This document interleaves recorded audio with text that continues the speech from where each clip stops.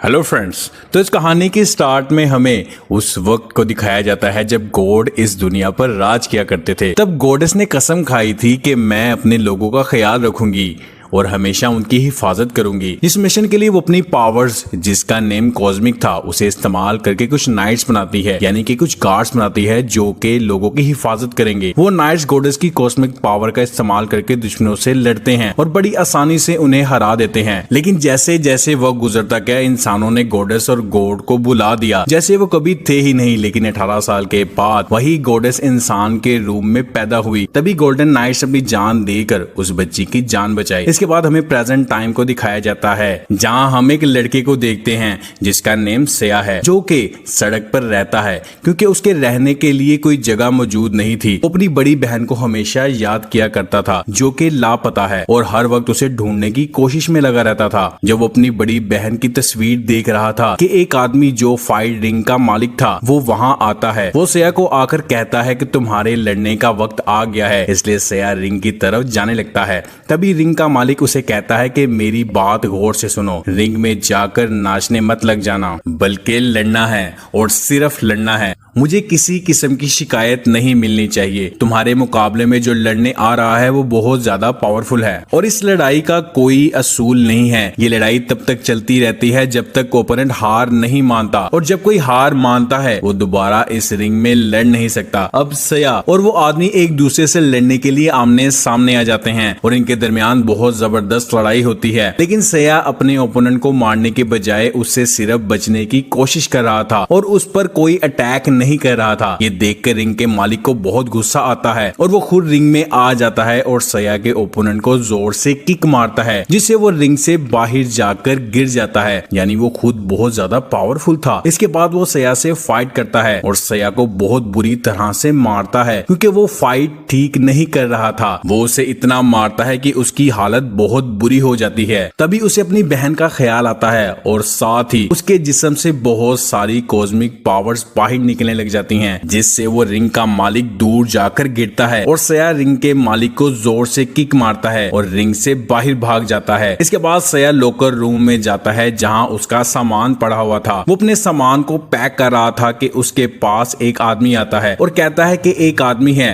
जो तुमसे मिलना चाहता है और वो तुम्हारे पास के बारे में सब कुछ जानता है, तुम्हारी बहन के बारे में सब कुछ जानता है और वो ये जानता है कि तुम्हारी बहन गुम हो गई है। उसे ढूंढने में वो तुम्हारी मदद कर सकता है। उधर रिंग का मालिक किसी को कॉल करके बताता है कि मुझे एक लड़का मिला है जिसके पास कॉस्मिक पावर्स हैं। अब सेया को एक जगह पर ले जाया गया जहां उससे मिलने एक बिजनेसमैन आता है जो वॉरियर था। वो सेया को एक काफी पुरानी जंग के बारे में बताता है और बताता है कि उसकी एक्स वाइफ बहुत पावरफुल है और उसके पास वो सारे वॉरियर्स भी हैं जिनके पास बहुत सारी पावर्स है। अब वो गलत रास्ते पर है, इसलिए मैंने उसका साथ छोड़ दिया और अब वो अपने साथियों के साथ मुझसे लड़ने यहाँ आती ही होगी और अब तुम्हें फैसला करना है कि तुम्हें हमारा साथ देना है या उसका। सेया ये सुनकर उस बिजनेसमैन आदमी का साथ देने के लिए तैयार हो जाता है। तभी उसकी एक्स वाइफ यानी वेंड्रा के सिपाही तबाही मचाते हुए यहाँ आ जाते हैं। वो इतने पावरफुल थे कि उन्हें रोकना बहुत मुश्किल था। वो आते ही बिजनेसमैन के सिपाही को बड़ी आसानी से मार देते हैं और इनका एक और साथी जिसका नेम माइलोग था वो इनका मुकाबला करने की कोशिश करता है, लेकिन वो बहुत ही ज्यादा पावरफुल थे जिसकी वजह से उन्हें वहां से निकलना पड़ता है। वेंड्रा के लोग हेलीकॉप्टर के जरिए इन पर फायरिंग करते हैं, लेकिन किसी तरह से वो सभी अपनी जान बचाकर वहां से बच जाते हैं और साथ ही सेया को बेहोश कर देते हैं। तभी सेया को एक विजन आया कि जब सेया एक छोटा बच्चा था तब उसकी बहन उसे अलमारी में छुपा रही थी और उसे कहती है कि कुछ भी हो जाए यहाँ से बाहर मत निकलना। तभी वहां ब्लास्ट होता है और अलमारी का दरवाजा बंद हो जाता है। इसके बाद बहुत सारे सिपाही अंदर आए और वो सिपाही सेया की बहन को पकड़कर अपने साथ ले गए। यहाँ सेया ने वेंड्रा को भी देख लिया और अब जैसे ही उसे होश आता है तो वो देखता है कि वो एक प्लेन में था। सेया को कुछ भी समझ नहीं आ रही थी और वो सब कुछ जानना चाहता था। तभी वो आदमी उसे बताता है कि मैं एक वॉरियर हूँ और इससे पहले मैं एक बिजनेसमैन था। ये सब बताते बताते वो उसे काफी वक्त पहले की चीजें भी दिखाता है और उसे गॉडेस के बारे में बताता है कि उनका जन्म इंसानी रूप में हुआ है और अब ये तुम्हारी ड्यूटी है कि तुम उस गॉडेस का ख्याल रखोगे जो कि इंसानी रूप में है, क्योंकि तुम बहुत बहादुर हो और अब तुम्हें उसका प्रोटेक्टर बनना है। इन सब बातों पर सया को यकीन नहीं था, इसलिए वो वहां से जाने लगता है। लेकिन जब वो उसकी बहन के बारे में बात करता है तो सया को रुकना पड़ता है। अब बिजनेसमैन बताता है कि जैसे कि तुम जान गए हो कि तुम्हारी बहन को मेरी वाइफ उठाकर ले गई है। दरअसल वो तुम्हारे घर इसलिए पहुंची थी क्योंकि उससे तुम्हारे घर से कॉस्मिक सिग्नल मिले थे। तुम्हारी बहन तुम्हें इसलिए अलमारी में छुपा रही थी ताकि तुम्हारी जान बचाई जाए और उनके हाथ तुम ना लग जाओ। इसके बाद वो सया से एक लड़की को मिलवाता है जो कि उसकी अपनी बेटी थी जिसका नेम सियाना था। सियाना कोई और नहीं बल्कि गॉडेस का दूसरा जन्म था जो कि इंसानी रूप में है। वो सया को एक बॉक्स देती है जिसमें एक आर्मर लॉकेट है। ये लॉकेट सियाना ने सया को इसलिए दिया था क्योंकि इसके बगैर वेंडर का मुकाबला करना मुमकिन नहीं था। लेकिन अभी भी सया को इन सब बातों पर यकीन नहीं आ रहा था। तभी बिजनेसमैन कहता है कि पहले खाना खा लेते हैं, जब हमारे दिमाग चलेंगे तो हम आगे की डिस्कशन करेंगे। वेंडर अपने खास आदमी के पास जाती है और उसे डांटती है कि उस दिन तुम्हारी गलती की वजह से सया वहां से निकल गया। जरा सा भी तुम दिमाग से काम लेते तो आज वो हमारे पास होता। अब सया, सियाना और उसके डैड टेबल पर बैठकर खाना खा रहे थे कि तभी वहां माइलोक आ जाता है और बिजनेसमैन को बाहर किसी काम से बुलाता है और सया और सियाना एक दूसरे से बातें करने लग जाते हैं। सया सियाना से पूछता है कि बताओ तुम्हें कैसा लग रहा है क्योंकि तुम एक गॉडेस हो ना, जिस पर वो कहती है कि नहीं, फिलहाल मैं नहीं हूँ लेकिन वक्त आने पर मैं बन जाऊंगी। लेकिन ये बात मुझे बहुत परेशान करती है। वो ये बातें सया को बता ही रही थी कि तभी उसकी हालत बिगड़ने लगती है क्योंकि उसकी पावर्स उसके कंट्रोल से बाहर हो रही थी और उसमें से कॉस्मिक पावर्स निकलने लगती हैं और आसपास सब कुछ बंद हो जाता है। सियाना को इस पावर से बहुत तकलीफ हो रही थी। इतनी देर में सियाना के डैड और माइलोक अंदर आए और उसकी ऐसी हालत देखकर सया उसके पास आने की कोशिश करता है, लेकिन उसके डैड उसे ऐसा करने से मना कर देते हैं और वो उसे कहते हैं कि नहीं, इसके पास मत जाना वरना तुम मारे जाओगे। जैसे ही सियाना नॉर्मल हुई तो सया पूछता है कि आखिर सियाना को क्या हुआ था। सियाना के डैड उसे बताते हैं कि ये गॉडेस का दूसरा रूप है क्योंकि जिस्म इंसान का है लेकिन कॉस्मिक पावर बर्दाश्त करना बहुत मुश्किल है। क्योंकि उसका जिस्म इंसान का है इसलिए उसके लिए कॉस्मिक पावर्स को बर्दाश्त करना बहुत मुश्किल है। जैसे इस बिल्डिंग के सेंसर्स को कॉस्मिक पावर का पता चलता है, ये बिल्डिंग खुद को लॉक कर देती है ताकि ये सिग्नल्स बाहर ना जाएं और वेंड्रा को इस जगह के बारे में ना पता चले। सियाना उसे कहती है कि ऐसे समझ लो कि मैं यहाँ एक कैदी हूँ और कैदी वाली जिंदगी गुजार रही हूँ। इधर रिंग का मालिक सया को मारना चाहता था लेकिन वेंड्रा के मुताबिक उसमें इतनी पावर्स नहीं थी कि वो सया को मार पाए, जिस पर रिंग के मालिक और वेंड्रा के एक सिपाही के दरमियान लड़ाई होती है जिसमें वेंड्रा का सिपाही उसे बहुत मारता है लेकिन रिंग का मालिक फिर भी हार नहीं मानता, जिस पर वेंड्रा समझ जाती है रिंग का मालिक काफी पावरफुल है लेकिन इसमें इतनी भी पावर्स नहीं है कि वो सया का मुकाबला कर पाए, जिसके लिए वो अपनी नई टेक्नोलॉजी का इस्तेमाल करने का फैसला करती है। उधर सया और सियाना एक दूसरे से बात करते हैं और उस दिन को याद करते हैं जब कुछ लोग उसे मारने की कोशिश कर रहे थे। तब गोल्डन नाइट्स ने अपनी जान देकर उसकी जान बचाई थी। सियाना बताती है कि जैसे कि मैं गॉडेस का दूसरा रूप हूँ तो जाहिर है कि मैं वेंड्रा और उसके हस्बैंड की असली बेटी नहीं हूँ। उन्होंने बस मुझे गोद लिया है लेकिन मेरी मोम यानी वेंड्रा थी। लेकिन मेरी मोम यानी वेंड्रा हमेशा अपने मकसद यानी टेक्नोलॉजी को पाने में लगी रहती थी और उनके हस्बैंड ने बाप बनकर मेरा ख्याल रखा। सया बताता है कि मेरी बहन भी बहुत बहादुर थी, वो हमेशा मेरा ख्याल रखती थी। जिसके बाद सया फैसला करता है कि मैं एक अच्छा नाइट बनने के लिए सिल्वर नाइट से ट्रेनिंग लूंगा। इससे मैं अपनी कॉस्मिक पावर्स को भी इस्तेमाल कर लूंगा और अपनी बहन को भी ढूंढ लूंगा। रात में वेंड्रा का खास आदमी उससे पूछता है कि आपने नई टेक्नोलॉजी का इस्तेमाल करने का फैसला क्यों किया और वो भी रिंग के मालिक पर। तो वेंड्रा जवाब देती है कि ये टेक्नोलॉजी इस्तेमाल करना जरूरी है क्योंकि इसके बगैर ना तो हम सया को ढूंढ पाएंगे और ना ही हरा पाएंगे और इसके जरिए हमें पता लग सकेगा कि वो लोग कहाँ हैं। क्योंकि ये काम रिस्की है इसलिए मैंने रिंग के मालिक को चुना। अगले दिन सया ट्रेनिंग के लिए निकलने वाला होता है तभी सियाना उसे बहुत सारा खाना देती है। जब सया प्लेन में बैठता है तो माइलोक सया को सियाना से दूर रहने के लिए कहता है। जब वो अपनी मंजिल पर पहुंचते हैं तो सया पूछता है कि मुझे आगे कहां जाना है, जिस पर माइलो इशारा करता है और बताता है कि तुम्हें इस तरफ जाना है। इसके बाद सया चट्टान पर चढ़ने लग जाता है और आखिरकार ऊपर जाने में कामयाब हो जाता है, जहां उसे सिल्वर नाइट मिलती है। यहाँ सया सिल्वर नाइट को बताता है कि मैं भी एक नाइट हूँ, लेकिन इतना ट्रेन नहीं हूँ, बल्कि यहाँ ट्रेनिंग लेने के लिए आया हूँ। जिस पर सिल्वर नाइट उसे बताती है कि अगर तुम एक नाइट हो तो तुम्हें पता होना चाहिए कि आगे क्या करना है, यानी गॉडेस की हिफाजत के बारे में पता होना चाहिए, जो कि इंसानी रूप में है, यानी सियाना की। सया कंफ्यूज हो जाता है क्योंकि वो यहाँ ट्रेनिंग के बाद अपनी बहन को ढूंढने वाला था, इसलिए नहीं कि गॉडेस की हिफाजत करे। इस पर सिल्वर नाइट उसे ट्रेन करने से मना कर देती है, जिस पर सया उसे कहता है कि मुझे माफ कर दो, मैं कोशिश करूंगा, मुझे एक मौका और दो। जिस पर सिल्वर नाइट उसके सामने एक पत्थर को रखती है और उसे तोड़ने के लिए कहती है। यहाँ सया उसे अपने हाथों से तोड़ने की कोशिश करता है, लेकिन उसके अपने हाथ पर चोट लग जाती है। अब नाइट उसे कहती है कि तुम्हारे अंदर जो पावर्स हैं उसे महसूस करो, यानी कि अपनी कॉस्मिक पावर्स को फील कर लो। लेकिन इसी दौरान उसे अपनी बहन का ख्याल आने लगता है, जिसमें उसकी बहन की यादें उसे ऐसा करने से रोक देती हैं। वो फोकस करने की कोशिश करता है।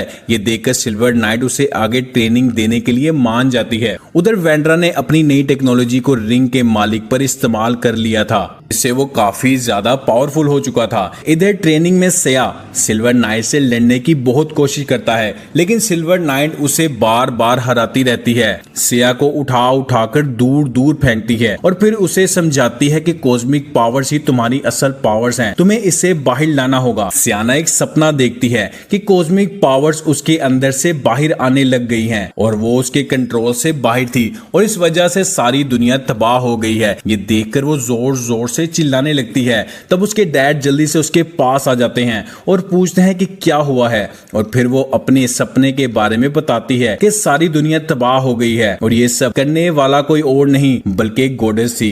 उधर सया अब खुद पर फोकस कर रहा था और बहादुरी से लड़ रहा था और दिन ब दिन वो बेहतर होता जा रहा था।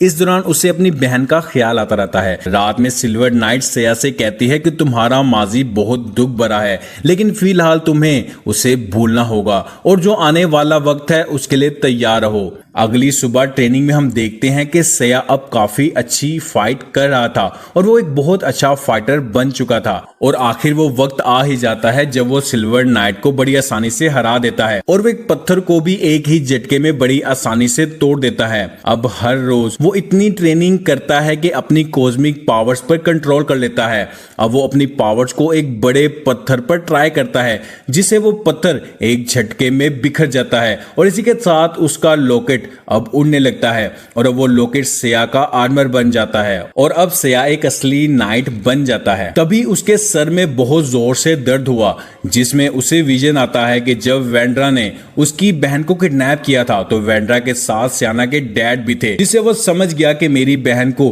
अगवा करने में वेंड्रा के हस्बैंड का भी हाथ है। इसलिए से बहुत गुस्सा आता है। अब वो सियाना के घर आता है ताकि उसे जवाब मिल सके कि आखिर उसने ऐसा क्यों किया। जब वो अंदर जाता है तो माइलो और सभी साथी उसे रोकने की कोशिश करते हैं, लेकिन तभी यहाँ सियाना आती है जो कि उसे बाइक पर बिठाकर ले जाती है और उसे एक जगह ले जाकर बताती है कि आखिर हुआ क्या था। वो कहती है कि डैड ने जो भी किया तुम्हारी बहन के भले के लिए किया, क्योंकि उस वक्त तुम्हारी बहन बच्ची थी और वो अपनी कॉस्मिक पावर्स को कंट्रोल नहीं कर पाती थी। वो बताती है कि जब मैं बच्ची थी तो मेरे अंदर से कॉस्मिक पावर निकली, जिससे मेरी मोम का हाथ टूट गया। तब मेरे डैड ने गोल्डन आर्मर की टेक्नोलॉजी को इस्तेमाल करके उनके हाथ को ठीक किया, लेकिन उसका एक बुरा असर यह हुआ कि मेरी मोम को तब से जिंदा रहने के लिए कॉस्मिक पावर्स की जरूरत पड़ती है, इसलिए वो ऐसे बच्चों को तलाश करती है जिनमें कॉस्मिक पावर्स होती हैं। मोम ने तुम्हारी बहन को किडनैप कर तो लिया, लेकिन उन्हें बाद में पता चला कि असल पावर उसमें नहीं बल्कि तुम में थी। तब से वो तुम्हारा पीछा भी कर रही है। अब ये बात सामने आ गई थी कि तुम्हारी बहन में कॉस्मिक पावर्स नहीं है, लेकिन फिर भी उसे अपनी हिफाजत में रखा गया क्योंकि उसकी जान को खतरा था। सबको लग रहा था कि वो कुछ छुपा रही है और वो जो कुछ छुपा रही थी वो कुछ और नहीं बल्कि तुम थे। अब मेरी मॉम को पता चल गया था कि गॉडेस का दूसरा जन्म हो गया है, इसलिए मेरे डैड ने कैद किए गए सभी बच्चों को आजाद कर दिया था, जिसमें तुम्हारी बहन भी शामिल थी। क्योंकि गॉडेस की जो कॉस्मिक पावर्स है वो मेरी मॉम के लिए काफी होंगी। माइलोक बताता है कि वेंड्रा अपनी सारी फौज लेकर हमारी तरफ आ रही है। वो कहता है कि मैं अकेला यहाँ रुकूंगा, तुम सब लोग यहाँ से चले जाओ। सियाना सेया से कहती है कि अगर मैंने अपना कंट्रोल खो दिया तो तुम मुझे रोकोगे, चाहे कुछ भी हो जाए। तभी वेंड्रा के जहाज वहां पर आने लगते हैं। सियाना अपने डैड को अकेला छोड़कर जाना नहीं चाहती थी, इसलिए वो वापस अपने घर आती है, जहां पर वेंड्रा के सिपाही अंदर चले जाते हैं और सियाना के डैड के सभी सिपाहियों को मार देते हैं। माइलोक जब प्लेन की तरफ बढ़ता है तो उसके सामने भी वेंड्रा के सिपाही आ जाते हैं और यहाँ इनके दरमियान बहुत जबरदस्त फाइट होती है। वेंड्रा यहाँ अपने हस्बैंड से मिलती है और यहाँ वो अपने पास के बारे में बात कर रहे थे कि तभी यहाँ सियाना और सेया आ जाते हैं। अब रिंग का मालिक वेंड्रा के हस्बैंड को बहुत बुरी तरह से मारता है और बाहर भी सेया और वेंड्रा के सिपाहियों के दरमियान काफी जबरदस्त फाइट हो रही थी, जहाँ सेया उन सिपाहियों को मारता है। तभी वहां सेया से लड़ने के लिए रिंग का मालिक आ जाता है, जिसे देखकर वो भी अपना आर्मर एक्टिवेट करने की कोशिश करता है ताकि वो उससे लड़ सके, लेकिन किसी वजह से वो आर्मर एक्टिवेट नहीं होता। सेया बगैर आर्मर के रिंग के मालिक से फाइट करता है, लेकिन वो ज्यादा देर तक टिक नहीं पाता। इधर पायलट भी सभी सिपाहियों को मार देता है और प्लेन को उड़ाकर बाहर ले जाता है। वेंड्रा के हस्बैंड उसे रोकने के लिए वहां ब्लास्ट कर देते हैं, लेकिन फायदा नहीं होता क्योंकि सारी जगह तो तबाह हो जाती है। लेकिन वेंड्रा फिर भी बच जाती है और सियाना को पकड़कर अपने साथ ले जाती है और सियाना को एक जगह पर बंद कर देती है। जब सियाना को पता चलता है कि मेरे डैड मारे गए हैं तो वो बहुत दुखी होती है। वेंड्रा इस बात से दुखी थी कि वो अपनी ही बेटी को मारने जा रही है, लेकिन ऐसा करना जरूरी भी था इंसानियत को बचाने के लिए, इसलिए वो अपने खास आदमी से इस प्रोसेस को शुरू करने के लिए कहती है। अब सेया अपने पास सियाना को देखता है, लेकिन सियाना को ना पाकर वो परेशान हो जाता है। तभी उसे सिल्वर नाइट का ख्याल आता है और वो उसे बताती है कि तुम्हें किस किस का ख्याल रखना है। तभी सेया फोकस करता है और वो फैसला करता है कि अब मैं सियाना की हिफाजत करूंगा। अब वो ख्याल से वापस आकर माइलोक के साथ सियाना को बचाने के लिए निकल जाता है, लेकिन जैसे ही वो उनकी बिल्डिंग के पास पहुंचता है तो उन्हें इनके आने का पता चल जाता है और वो इन पर फायरिंग शुरू कर देते हैं। वहां पहुंचने पर सेया प्लेन से जंप कर देता है, लेकिन जंप से पहले वो अपने आर्मर को एक्टिवेट करने में कामयाब हो जाता है और अब उसके जिस्म पर आर्मर आ चुका था और अब वो सिपाहियों को देखते ही सब सिपाहियों को मार देता है। तभी उसके सामने रिंग ओनर आता है, लेकिन वो उसे बहुत ही आसानी से मार देता है। अब जैसे ही सियाना को मारने का प्रोसेस शुरू हुआ तो सियाना की मॉम को लगता है कि मैं ये गलत कर रही हूँ। वो अपने आदमी से कहती है कि जल्दी से इस प्रोसेस को बंद कर दो, लेकिन वो इसके लिए इनकार कर देता है। तब वेंड्रा अपने सिपाहियों को ऑर्डर देती है कि उसे रोको, लेकिन उसका साथी अपने असली रूप में उसके सामने आ जाता है और एक नाइट में बदल जाता है और अब उसके जिस्म पर भी आर्मर आ चुका था। वो अपने सामने आने वाले सभी सिपाहियों को मार देता है। अब वेंड्रा भी उसका मुकाबला करने की कोशिश करती है, लेकिन वो वेंड्रा को उठाकर दूर फेंकता है क्योंकि उसकी पावर्स के आगे वेंड्रा की पावर्स कुछ भी नहीं थी। वो वेंड्रा को मारने ही वाला था कि तभी वहां सेया आकर उसे ऐसा करने से रोकता है, जिसके बाद इनमें बहुत जबरदस्त फाइट होती है। दोनों के जिस्म पर आर्मर थे और इसमें से कॉस्मिक पावर्स निकल रही थी और वो एक दूसरे को बराबर की टक्कर दे रहे थे। वो इतने पावरफुल थे कि आस पास की बिल्डिंग्स उनकी फाइट से टूटती जा रही थी। दूसरी तरफ वेंड्रा को होश आता है और वो अपनी बची हुई पावर्स का यूज करके इस प्रोसेस को बंद कर देती है, जहां अब सियाना भी अपनी जगह से उठकर हवा में उड़ने लगती है और अब उसके जिस्म से गॉडेस बाहर आ रही थी। एक नाइट उसे रोकने की कोशिश करता है, लेकिन वो उसे उठाकर काफी दूर फेंक देती है। वो अपनी पावर से सियाना से राब्ता करती है और अपना वादा याद करवाती है कि चाहे कुछ भी हो जाए, अगर वो कंट्रोल से बाहर हो गई तो उसे रोकना होगा। तभी सिया उसके पास आकर कहता है कि अगर हम चाहें तो अपनी किस्मत बदल सकते हैं। ये सुनकर सियाना रोने लग गई और खुद पर काबू पा लेती है और गॉडेस को बाहर आने से रोक देती है। लेकिन जब तक सब नॉर्मल हुआ, आस पास का सब कुछ तबाह हो चुका था। सियाना इन सब के बाद बेहोश हो चुकी थी, इसलिए सिया उसे होश में लाता है और सियाना इसके बाद अपनी मॉम के पास जाती है, जहां उसकी मॉम उससे माफी मांगती है कि मैंने तुम पर भरोसा नहीं किया। सियाना अपनी मॉम को माफ कर देती है और अपनी पावर से अपनी मॉम के हाथों को ठीक कर देती है। अब उसकी मॉम हमेशा ठीक रहेंगी। और अब उन्हें कॉस्मिक पावर्स की जरूरत नहीं है और अब सियाना अपनी पावर्स को कंट्रोल कर सकती थी। अब सियाना को भी समझ आ गई थी कि गॉडेस को जगाने से बहुत सारे गॉड्स का ध्यान भी हमारी तरफ आ जाएगा क्योंकि वो खतरनाक हैं, इसलिए उनसे लड़ने के लिए हमें और भी नाइट्स ढूंढने होंगे और उन्हें ट्रेन करके पावरफुल बनाना होगा। और अब जो काम रह गया था वो सिया की बहन को ढूंढना था और इसके बाद वो अपने इस मिशन को भी पूरा कर लेंगे और जंग के लिए बिल्कुल तैयार हो जाएंगे। और इसी के साथ इस मूवी का एंड हो जाता है।